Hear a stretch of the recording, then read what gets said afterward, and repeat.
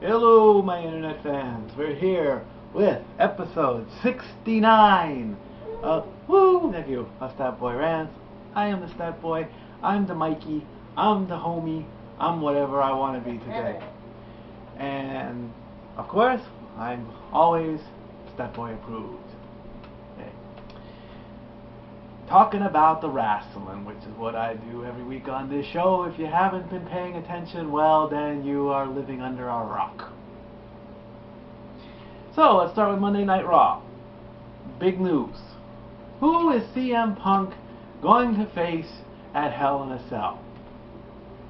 I've said it a couple weeks. The smart move and the cowardly move, it's all smart but cowardly, would have been for CM Punk to pick John Cena because of the bone chips in his elbow and the surgery that was needed. He could have gone after the arm, and it would have been an easy win, and it probably would have even put Cena out for another 6 weeks. But he didn't make the decision, and so Vince decided, I'm going to pick for you. And thanks to the contract signing, it went to Ryback. Feed me more. Now, it's like, what are you guys doing?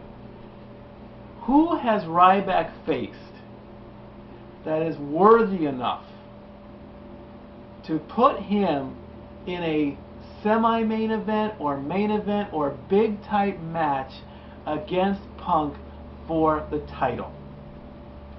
Answer, in my opinion, nobody. Basically, the entire bottom of the barrel job squad nobodies that you hardly get to see on Raw. We're talking Primo and Epico. We're talking Ted DiBiase's, Alex Riley's, Sin Cara, maybe he's in the middle, but he hasn't fought Dolph. He hasn't fought Del Rio. Even though they're on SmackDown, he hasn't fought Big Show. He hasn't fought those upper level people that are in the title hunt. Normally, if you remember, WWE used to do this for the Royal Rumble heavyweight title match. It would always be somebody in mid to lower card hell. But because Ryback has been having this win streak, which again you can argue he hasn't really wrestled against anybody big, he gets thrown into the title picture. Now, if they're doing this to give Cena more time, then that's understandable. And Ryback has to accept that. You can't just go up to Vince and say, well, I think I deserve the title. Of course, Ryback is billed as a machine, as the unstoppable machine. He doesn't say much except 3 words. He powers through his opponent like he's in the army. So it's like, why? Hell in a Cell does fit for Ryback, character-wise. Punk is evil enough to play in Satan's playground. If you've been watching the promos like you get on the Demand Channel or in between the commercials, they got CM Punk all red and devilish going, Satan's playground and all that stuff. Normally that's reserved for Taker because of the Dead Man stuff. Yeah, and at the end of the day, Punk is not evil. He just says what's on his mind, which is what a lot of people get flack for. He used before the whole pipe bomb incident. You've been dating me too long. Yeah. Anyway. Has Punk ever gone on one of his rants in a good way towards somebody? You know, has he? Because you know, it seems like his rants are to be negative towards the person, or you know, has he ranted on funny comments? Has he made us laugh with his stuff? Once in a while, yes, but not all the time. So we're going to see where this goes. Prediction show is coming up next week. So, you know, if they seriously want to give a low card guy like Ryback a title run until Cena's ready to go, I don't know. It just doesn't add up. Another interesting thing was the #1 contender tag team match, and Rhodes Scholars were supposed to go up against Rey Mysterio and Sin Cara, but the match didn't happen, and the announcers told us that Rey Mysterio has a case of the flu. I can't confirm or deny this. I tried to dig a little deeper, haven't really heard anything, so I'm going to ask the fans, what's up? If he's truly sick, then WWE is doing their job. Because you can never tell what's real and what's fake. Sometimes. And they're slowly getting better at it. If he's sick, get better, come back, and get your title match. If something happened, then that's the cheap excuse out. Oh, he's sick. Other people have been sick and they still go to work and they still, you know, Bret Hart, 104-degree fever, wrestled the Mountie, got the IC title and then lost it. Their newest show on Ion, the main event, semi-brand new, I guess. Kofi Kingston is the new IC champ. Good job, Kofi. Way to go. Yeah, way to go. But shouldn't this match have been on Raw? I mean, yeah, Kofi and Miz fought on Raw, but you know, Kofi won non-title, so then he gets a title shot at a lower-based show. I mean, this main event reminds me of Velocity and Sunday Night Heat and all that garbage, you know. So how long is this show going to last? Or is it going to be turned into a webcam or a web show, you know? It's like, why bother, you know? Over on SmackDown, even the Diva stuff, and the, you know, pick one. Either be the Divas champ or be the GM assistant. Don't do both. I mean, the Divas title and the Divas of themselves are slowly declining, and with each week, it's like to steal an idea for a lumberjack match against Sheamus and Wade Barrett, and he said, "Oh, that's my opinion." Come on. This is childish office behavior, you know. And then and now there's evidence on Eve's iPad or iPad tablet or whatever that thing is. Technology over here. That can, you know. All right, either kill the Divas title altogether, or kill this who whacked Caitlyn storyline. And give Layla another title shot because her foot was on the rope. Because that happened on Raw that I didn't touch about. Or fire Eve as the GM assistant. Yeah. Like I said, with Teddy Long and all this stuff, the only thing he hasn't done is cried. Because he looks so sad that he doesn't want to do this dumb story. It's like, just break down on camera. It'll tug at the heartstrings. You know. Dolph Ziggler is claiming that he's going to cash in at Money in the Bank, or he's cash in his Money in the Bank contract at Hell in a Cell. Makes sense. If you're going to go through Hell in a Cell and go through a brutal match, of course, that's the perfect time to do it. But then, would Sheamus retain? Or would he cash in on Big Show?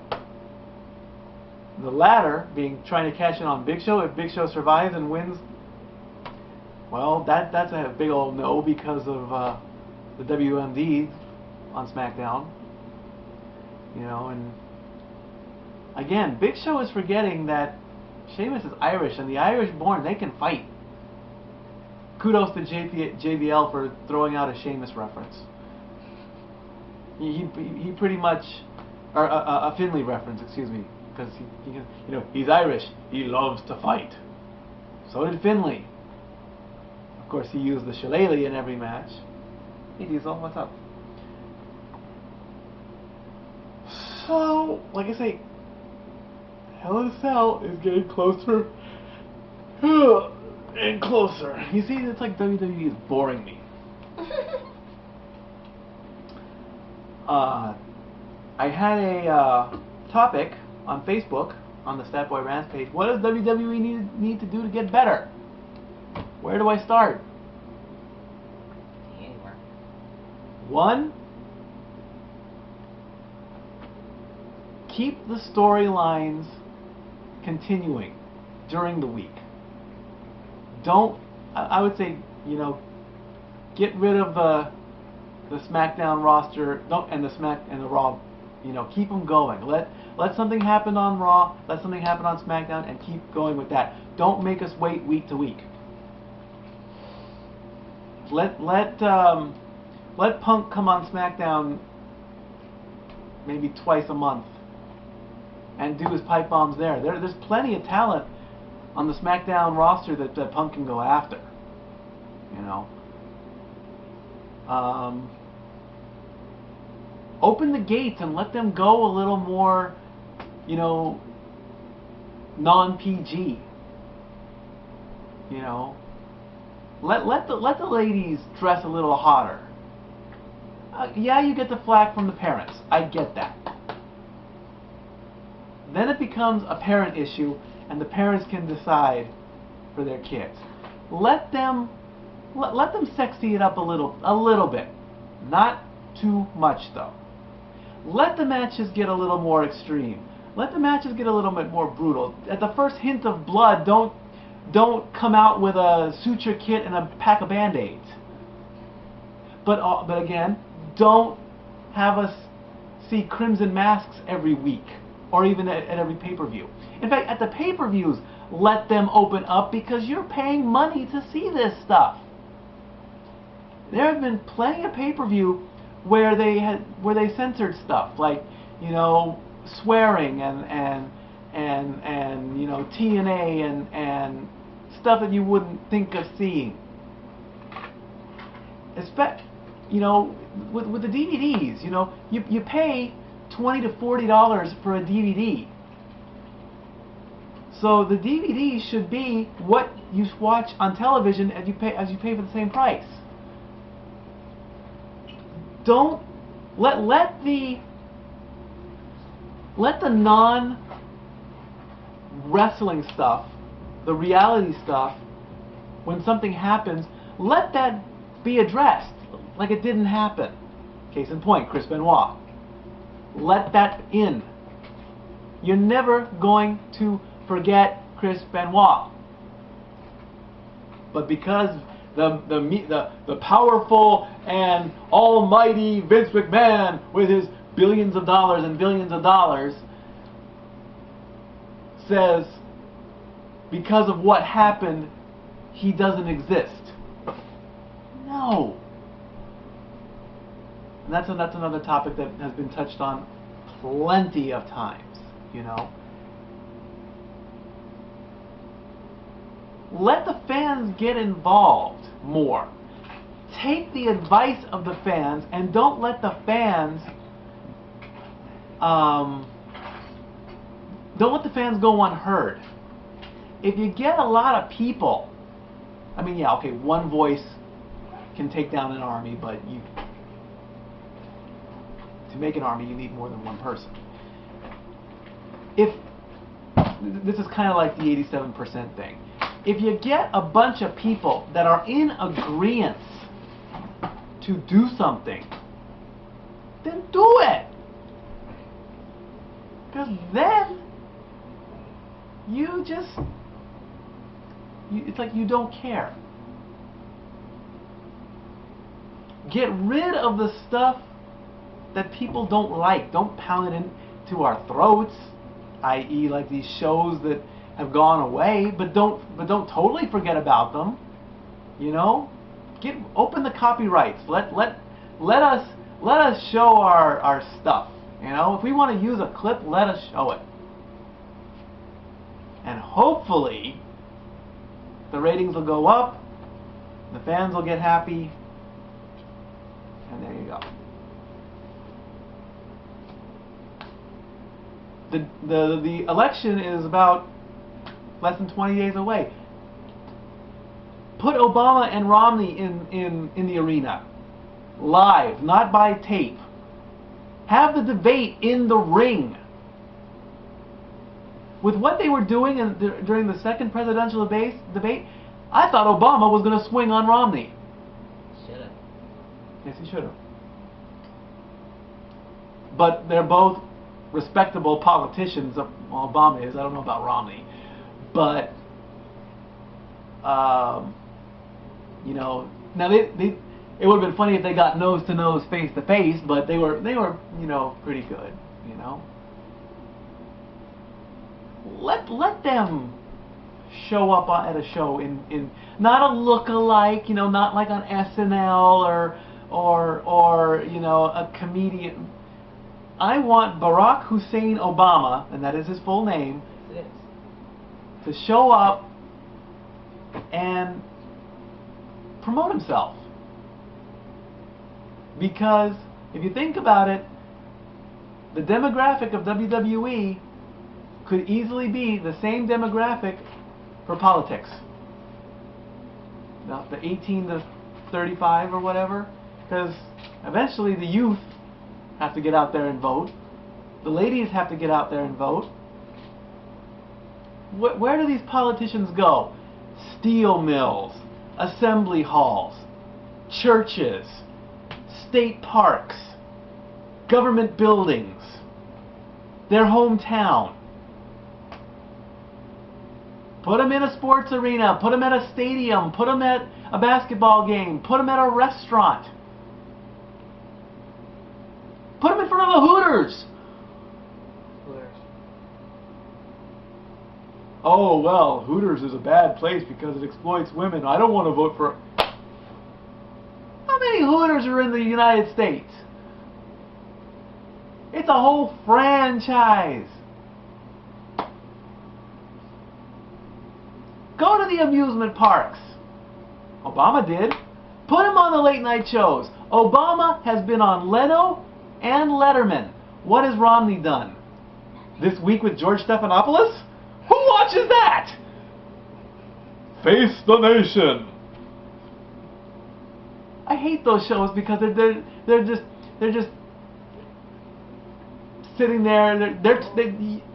They don't talk about the topics that okay, yeah, I care about taxes, I care about health care, I care about that. What about the little stuff? If you remember when Clinton was trying to be elected, some fool decided to ask him boxers or briefs. Clinton didn't want to answer the question, but guess what? He did. Stuff like that makes them seem human and not this political robot. I am not going to raise taxes. I want to make sure that all Americans have health care. I want to make sure all Americans have a job. Yeah, I didn't inhale.